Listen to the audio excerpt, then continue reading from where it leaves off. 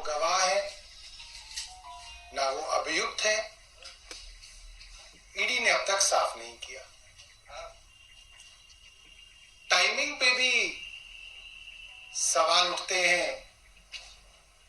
ठीक लोकसभा के चुनाव से पहले जब सारे दल और केंद्र सरकार खुद लोकसभा के चुनाव की तैयारी कर रही है, उन चुनावों की कैंपेन से पहले मुख्यमंत्री अरविंद केजरीवाल जी को गिरफ्तार करने की साजिश केंद्र सरकार कर रही है, ताकि मुख्यमंत्री लोकसभा चुनाव की कैंपेन में ना जा पाए, उनको जेल में बंद कर दिया जाए। हम सब ये बात जानते हैं, पिछले 1.5 साल से इन्वेस्टिगेशन चल रही है। 1.5 साल हो गया है। जब चार्जशीट दायर हो चुकी है, चार्जशीट के बाद इस स्टेज पे अरविंद केजरीवाल जी को क्यों बुलाया जा रहा है? आपकी इन्वेस्टिगेशन तो 1.5 साल से चल रही है, आपको 1.5 साल बाद याद आया? इन सवालों के जवाब केंद्र सरकार को और ईडी को देने चाहिए। ये बात जानते हैं कि मनीष जी को करीब 1 साल से गिरफ्तार किया हुआ है। उनके खिलाफ कोई सबूत अदालत में पेश नहीं कर पाए हैं।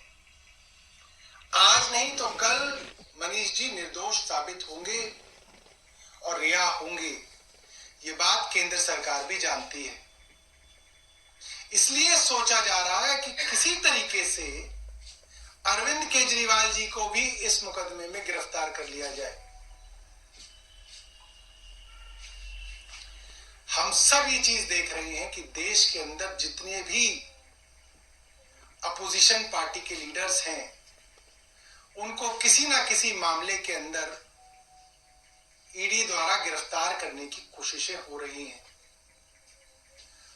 और आए दिन भारतीय जनता पार्टी के नेताओं के खिलाफ बड़े बड़े मामले हमारे सामने आते हैं, मगर उनके अंदर कोई ईडी, कोई सीबीआई कोई पूछताछ नहीं कर रही, कोई गिरफ्तारी नहीं कर रही। जिन बड़े बड़े नेताओं के खिलाफ भारतीय जनता पार्टी ने कैंपेन चलाया, भ्रष्टाचार के खिलाफ कैंपेन चलाया, चाहे वो शुभेंदु अधिकारी हो, टीएमसी में थे, भ्रष्टाचार का कैंपेन चलाया, भारतीय जनता पार्टी में आ गए। मुकुल रॉय हो, कैंपेन चलाया गया, कहा गया मुकदमे किए जाएंगे, वो भी भारतीय जनता पार्टी में आ गए, सब मामले समाप्त हो गए। हेमंत बिश्व शर्मा हो, पेमा खंडू हो, नारायण राणे हो, छगन भुजबल हो, अजीत पवार हो, प्रफुल्ल पटेल हो, जो लोग भारतीय जनता पार्टी में आते जा रहे हैं, उनके खिलाफ फिर मामले सुनाई देने बंद हो जाते हैं। ये पूरा का पूरा मामला राजनीतिक है और अरविंद केजरीवाल जी को लोकसभा की कैंपेन से रोकने के लिए प्रायोजित है। धन्यवाद। सौरभ जी, पहली बार जब ईडी का समन आया था, उसके जवाब तो नमस्कार, मैं हूं सुमन कुमार और इसलिए मैं सीधे सीधे सौरभ भारद्वाज के प्रेस कॉन्फ्रेंस से आपको जोड़ दिया कि आम आदमी पार्टी की जो वेबसाइट है, वहीं से ट्विटर वेबसाइट पे उन्होंने जो बातें, जो दलीलें पेश की, मैं उसमें कुछ कहना नहीं चाह रहा था, लेकिन मैं सिर्फ ये कहना चाह रहा था कि आपको पिछले सप्ताह ही हमने खबर दी थी और ब्रेक की थी और सबसे पहले बताया था कि अरविंद केजरीवाल विपश्यना से लौटने के बाद भी ईडी के सामने पेश नहीं होंगे, क्योंकि उनकी रणनीति है और ईडी की दलील को ही उन्होंने फिर खारिज किया ना। ईडी ने जो जिस तरह से उनको बुलाने की बात कही है, उसको लेकर वो ऐतराज जता दिया। उन्होंने कहा कि भैया आपके जो तरीके हैं वो गलत है। सौरभ भारद्वाज अब जान ही रहे हैं कि भाई उनके मंत्री हैं ये, और इनके ऊपर भी कई सारे मसले अब शुरू हो गए हैं। और इन्होंने पूछा, ईडी से सवाल पूछा कि भैया ईडी आपने मुझे क्यों बुलाया। अब ईडी इनको जवाब लिखित में ईडी को जवाब देना चाहिए कि भाई सौरभ भारद्वाज जी, आपको हमने इसलिए बुलाया, आपके नेताओं को इसलिए बुलाया था कि आपके ऊपर आरोप लगे थे।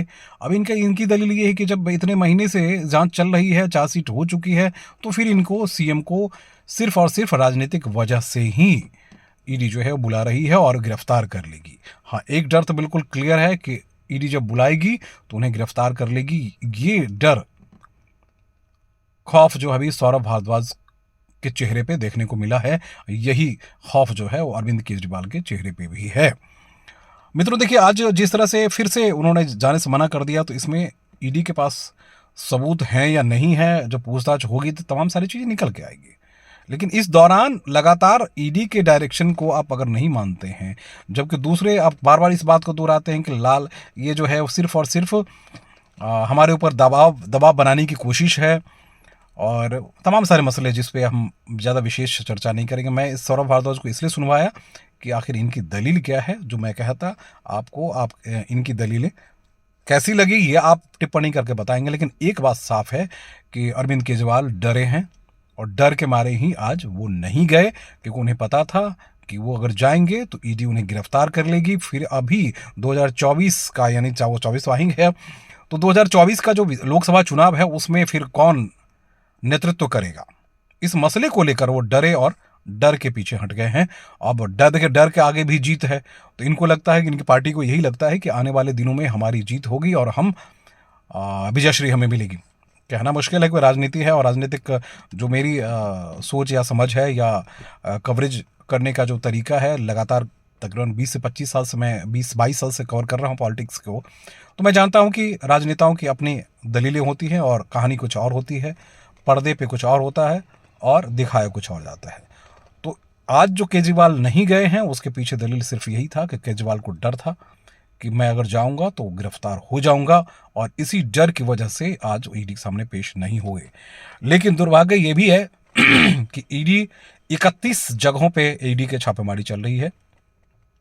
राजस्थान का मसला है कि राजस्थान में आपको याद होगा कि करनी सेना के जो अध्यक्ष थे उनको मार दिया गया था। उसके बाद इस गैंग में शामिल तमाम सारे लोगों के सहयोग या साथ की वजह से सब सारे कहानी चल रही है। अब मसला ये है कि ईडी 7वीं बार जो है, ईडी ने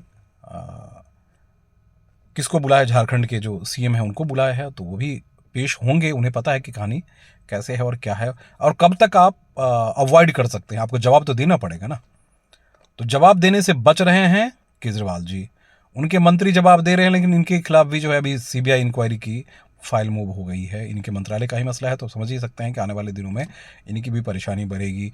यही सौरभ भारद्वाज हैं, जब मंत्री थे तो इन्होंने फटाफट जो सीच महल से लेकर तमाम सारी जो जांचें चल रही थी, वो उसमें विशेष स्पेशल सेक्रेटरी जो विजिलेंस हैं उनके ऑफिस से डॉक्यूमेंट्स निकालने की कहानी सामने आई थी, हमारे आपके सामने आई थी, और बहुत ज़्यादा बवाल हुआ था और बचकानी हरकत कर गए थे, जिसकी वजह से मुँह की खानी पड़ी राज्यसभा लोकसभा में और कानून बनाए गए। और उसके पीछे अमित शाह जो हमारे गृह मंत्री हैं, उनकी दलील भी यही थी कि आखिर जल्दीबाजी करना क्या इनकी मजबूरी थी क्या।